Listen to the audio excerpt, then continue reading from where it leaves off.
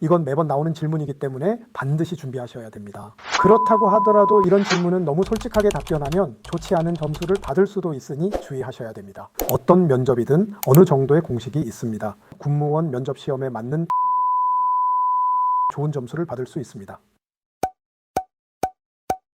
안녕하세요. 공무원 면접위원 출신 25년차 면접 전문가 최한태라고 합니다. 필기 합격의 기쁨을 다 누리기도 전에 이제 면접 걱정 때문에 많이 불안하실 텐데요. 군무원 면접은 다른 공무원 면접과 어떤 점이 다르고 어떤 인재상이 좋은 평가를 받는지, 실제로는 어떤 질문들이 나오는지 이 영상에서 그 모든 걸 자세히 알려드릴 테니 끝까지 함께 하시면서 하나씩 알아가 보시기 바랍니다.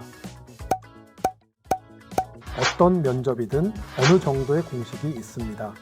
질문과 답변을 로봇처럼 외워가는 것이 아니라 군무원 면접 시험에 맞는 방향성을 잘 잡고 자신의 경험과 생각을 더해 진정성 있는 답변을 할 수 있어야 좋은 점수를 받을 수 있습니다.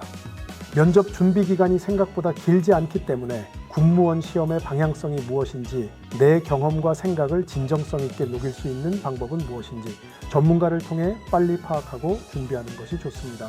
지난 25년간 군무원 면접뿐만 아니라 국가직, 지방직, 공무원 면접까지 이러한 방향성으로 준비했던 수험생분들은 커트라인에 걸쳐 있던 분들까지도 최종 합격의 기쁨을 누릴 수 있었습니다.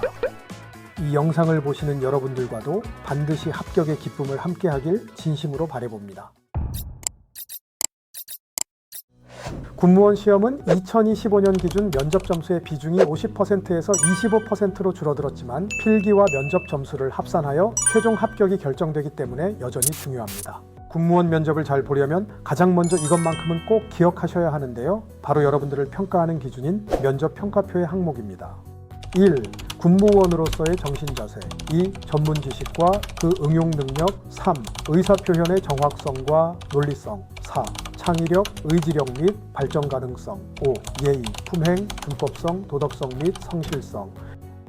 각 항목은 각각 5점으로 총 25점 만점이고 총 점수가 14점 이하일 경우엔 탈락합니다. 또한 어느 하나의 평가 항목에 대해 면접관의 과반수가 1점으로 평가한 경우 성적과 상관없이 탈락합니다. 면접관의 과반수가 2개 이상의 평가 항목에 대해 1점으로 평가한 경우에도 성적에 관계없이 탈락입니다. 군무원 면접 시험은 다른 공무원 시험에 비해 전공 지식을 꽤 자세히 물어보는 편입니다. 그래서 많은 수험생들이 이 부분에만 집중해서 준비하곤 하는데요. 사실 그렇게 하면 오히려 위험할 수 있습니다. 전공에만 신경 쓰다 보면 정작 더 중요한 다른 항목들에 대한 준비가 부족해져서 면접 전체를 망칠 수도 있기 때문입니다.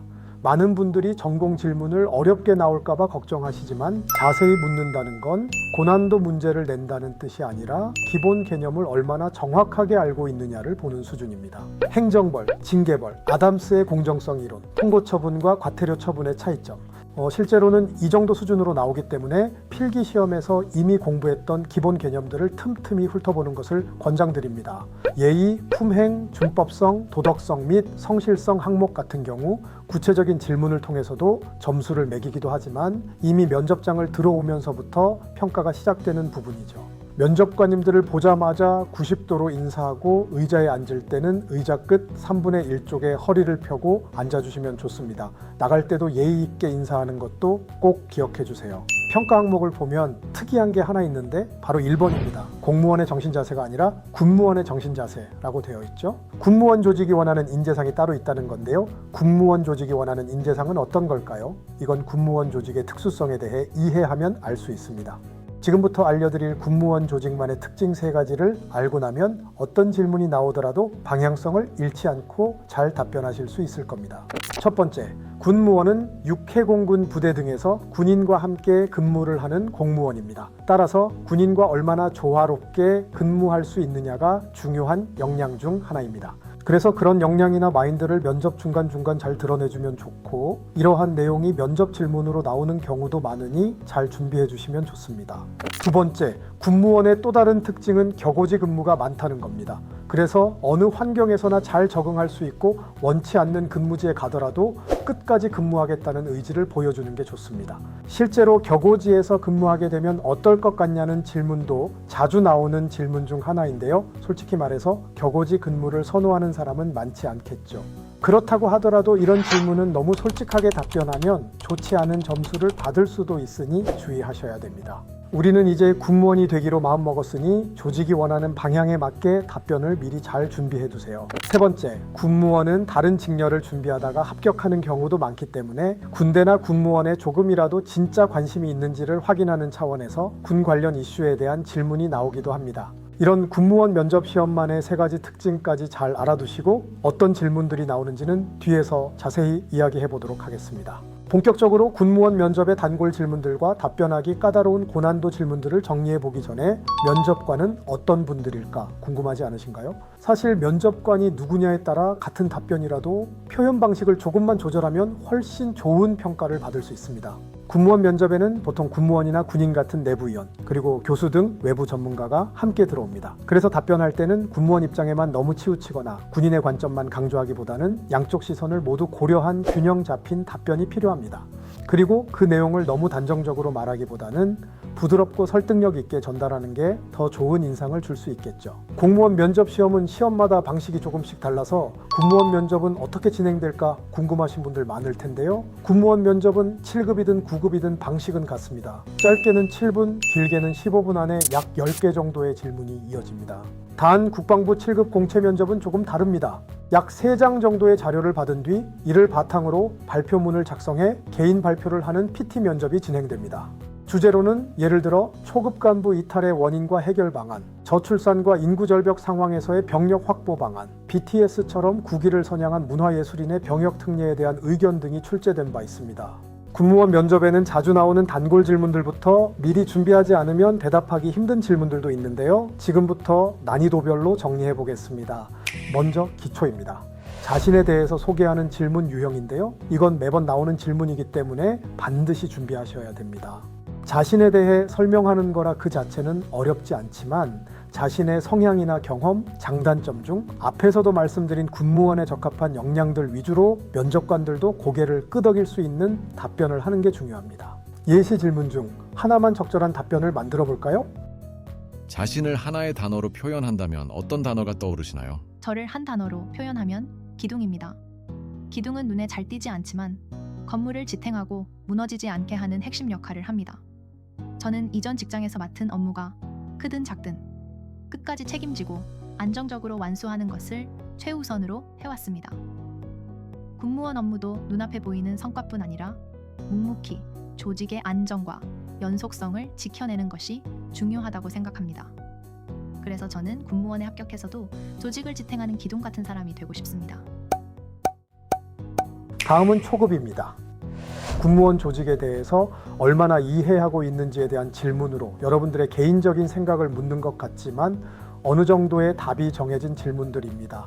여기서 주의할 점은 답이 어느 정도 정해졌다고 해서 교과서적으로 말하면 진정성 없는 답변으로 느껴질 수 있는 점입니다. 이때 구체적인 사례를 더해주면 같은 답변이라도 진정성이 느껴질 수 있어요. 하나만 같이 답변을 만들어 볼까요?